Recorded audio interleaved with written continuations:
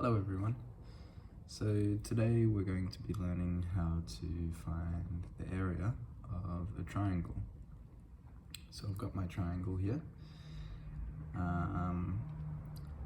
So what you need to find the area of a triangle is you need the length of the base and you need the length of the perpendicular height. So what's the perpendicular height?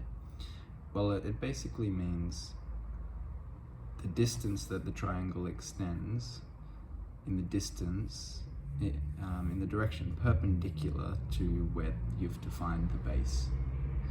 So here you can see we've defined the base as this bottom length. The height must be 90 degrees to the base.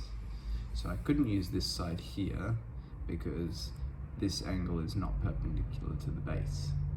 Must be perpendicular to the base. So I can use this 5 here. So what's the formula? The formula we use is area equals half base times the height. And I'll put a little perpendicular subscript there to make sure we remember that it's always the perpendicular height. So I can go ahead and substitute these in to find the area of this triangle. So that's half base, which is 6,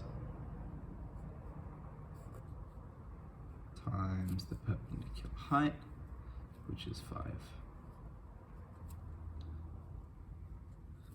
You can clearly see that this would give us 6 times 5 is 30, half of that is 15. So this gives us 15 centimeters.